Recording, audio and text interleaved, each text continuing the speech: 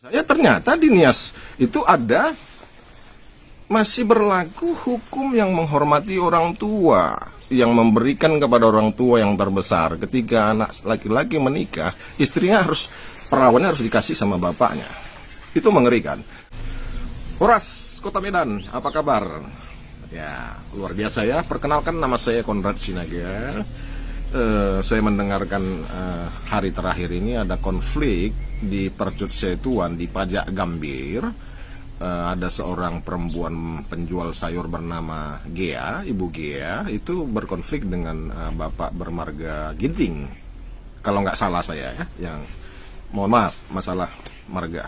Dan kemudian saya mau mengajak setiap pihak, kedua belah pihak, dan pihak ketiga juga, termasuk polisi, termasuk aparat pemerintahan, termasuk Bro Bobi Nasution ya, sama-sama anak Medan kita Bro Bobi ya. Menurut saya ini cuma Bro Bobi yang bisa menyelesaikan masalah ini secara holistik. Saya percaya Bro Bobi bisa menyelesaikan ini secara holistik. Tidak perlu ke Pak Jokowi, nggak perlu seperti itu. Biarkan saya bercerita lebih banyak lagi. Si laki-laki ini mengatakan, kamu lagi dasar Nias. Orang Nias kok seperti itu marahnya. Artinya apa? Artinya kemarahan dia itu bukan hanya waktu itu saja. Seperti itu. Kemarahan itu sudah sejak lama dari masa lalu. Mari kita pelajari tentang konflik antara suku bangsa Nias dengan suku yang lain, etnis lain di Kota Medan, di Sumatera Utara seperti itu. Dulu ada di Tanah Karo, seorang Nias, anak muda itu sudah dianggap saudara atau apa, atau karyawan seperti itu, dan terpelihara di sana, kemudian membunuh satu rumah, itu Marga Sembiring. Itu pastinya Marga Sembiring, dan mungkin ada banyak lagi cerita seperti itu. Nah pertanyaannya, maukah Anda berpikir untuk menyelesaikan masalah? Jadi nggak cuman nyalain, nggak cuman ini penjarain tuh si laki-laki, dan si laki-laki juga akan penjarain tuh si perempuan, gue dicakar nih. Seperti itu. Tentu bukan ke situ arah pembicaranya. Saya mau mengajak kepada penyelesaian. Saya mau memberikan solusi kepada Anda, dan saya yakin, menurut saya, hanya Bro Bobi Nasution yang bisa menyelesaikan masalah ini. Dan saya percaya Bro Bobi Nasution, ya mungkin Anda nggak mengenal saya, tapi saya sangat kenal dengan Anda, khususnya dari siapa ya, Odi Batubara ya, seperti itu. Odi Batubara, Camat Medan Timur tuh sangat kenal dengan saya sering briefing dengan beliau, seperti itu. Nah, saya mau menawarkan sebuah solusi yang saya yakin bisa menyelesaikan masalah ini, khususnya lewat Bro Bobi. Jadi begini, kelakuan orang Nias ini banyak dibicarakan di belakang-belakang orang, di belakang-belakang gosip-gosip di belakang seperti itu ya, di belakang-belakang. Nah, saya membicarakannya di depan seperti itu. Saya sekitar 2 jam yang lalu juga teleponan dengan seorang pendeta di Kota Medan yang menceritakan tentang hal yang sama. Saya bilang memang budaya Nias ini juga sangat rentan terhadap masuknya intervensi iblis ya, termasuk tari perang. Dia menari aja udah ada perang gitu, apalagi yang lain gitu.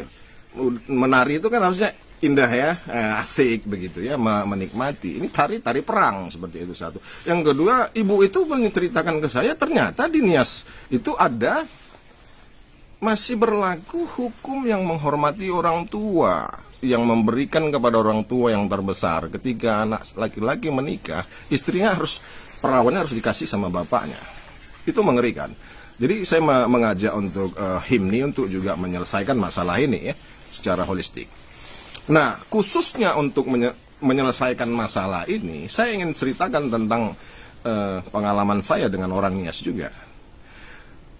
Saya Konrad Sinaga, 2014 yang silam, itu saya adalah wakil ketua Banteng Muda Indonesia BMI, Ranting Medan Selayang.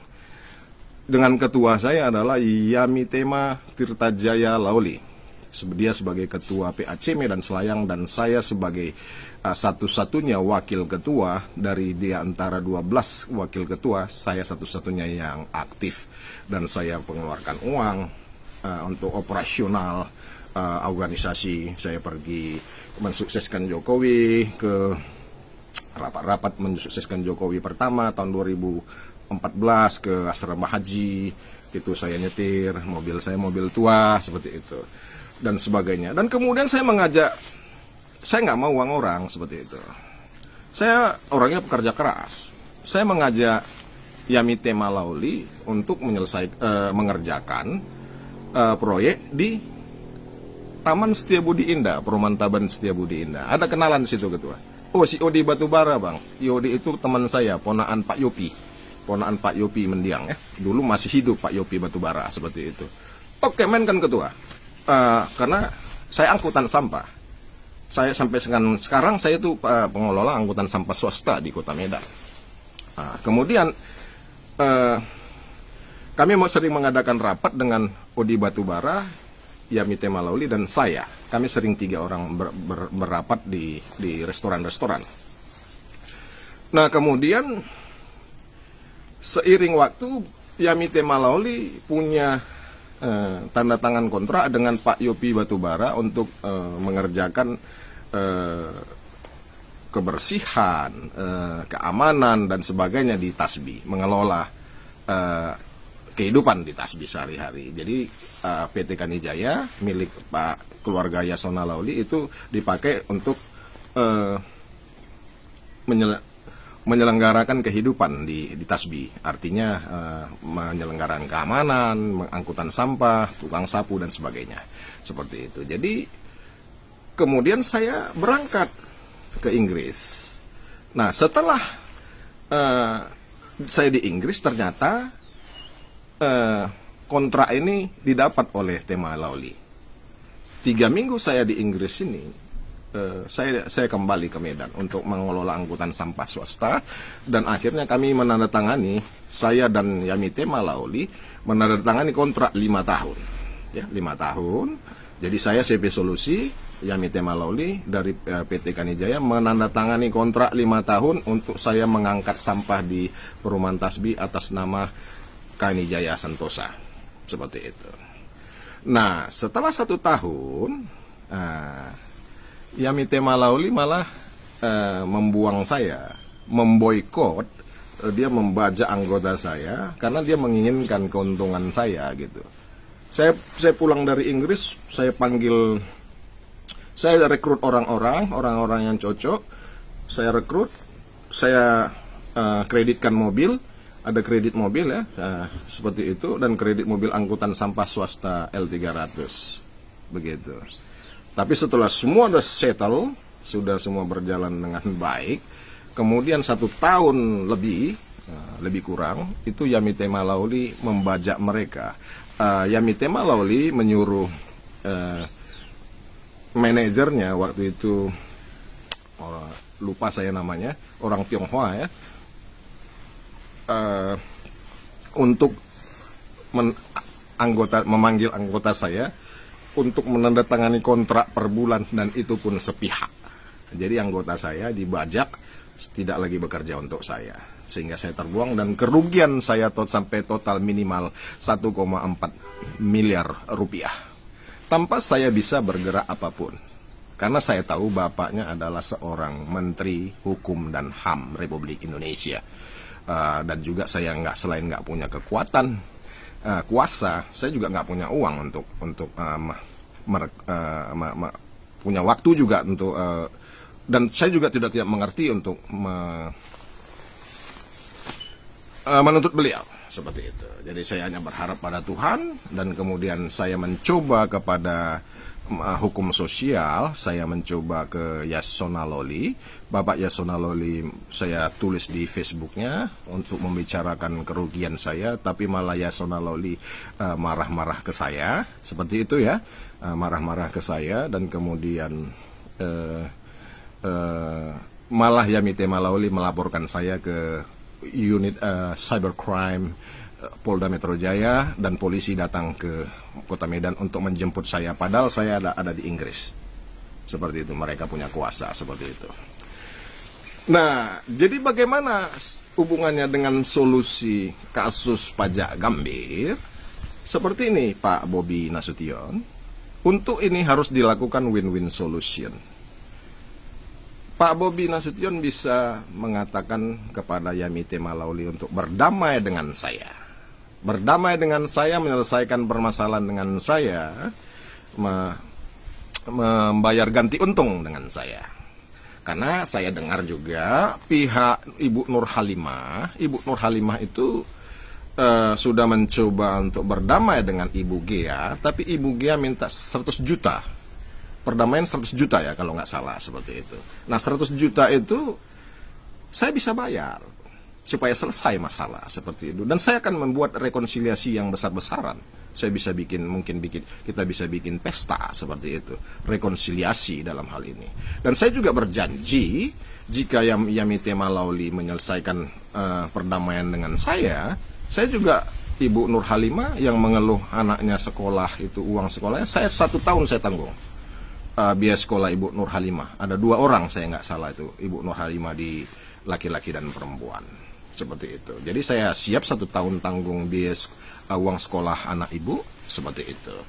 Nah, jadi keputusan di tangan Bro Bobi Nasution, karena saya tahu Bro Bobi Nasution itu pendukungnya salah satu adalah Tema Lauli, Yamite Malauli seperti itu. Dan tentu Pak Bobi Nasution juga itu harusnya bergerak menyelesaikan ini, jangan sampai nanti citranya buruk karena pendukungnya adalah orang-orang yang berkelakuan buruk dinilai di mata masyarakat. Jadi saya datang untuk membawa kedamaian, membawa solusi bagi permasalahan yang pelik ini, karena ini bukan masalah yang hanya 1 hari, tidak. Ini masalahnya sudah berlarut-larut, supaya diselesaikan. Dan saya juga mengajak HIMNI ya, himpunan organisasi HIMNI untuk berbuat ini, mengamankan masyarakatnya sendiri seperti itu, dengan cara meninggikan kebenaran bahwasanya ya ketika anggota HIMNI bersalah ya tentu harusnya ditegur juga. Jangan hanya ketika orang lain bersalah dia coba tampil sebagai singa seperti itu. Tidak, kita harus berusaha juga untuk meninggikan kebenaran bahwasanya ketika anggota kita bersalah, termasuk mungkin Yasona Lauli ya, nggak peduli karena dia harus taat pada hukum ini, hukum sosial seperti itu.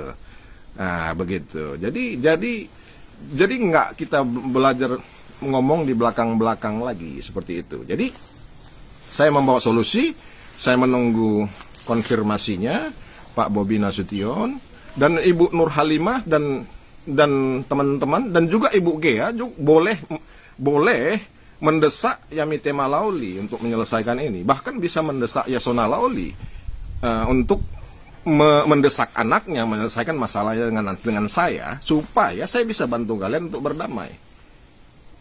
Nah, 100 juta saya berikan kepada Ibu Gea untuk ya katakanlah untuk mengobati luka-luka di hatinya, luka-luka jiwa. 100 juta itu bisa mengobati. Nah, Ibu Nur Halimah juga bisa suaminya kembali dan berdamai, dan uang sekolah anaknya 1 tahun untuk 2 orang itu bisa saya tangguh lagi dari uang perdamaian kami. Demikian yang bisa saya bantu untuk kemajuan Kota Medan dari Inggris Raya, dari benua Eropa. Saya Konrad Sinaga hari ini, hari Senin tanggal 21 Oktober 2021. Oras Kota Medan, jayalah kotaku.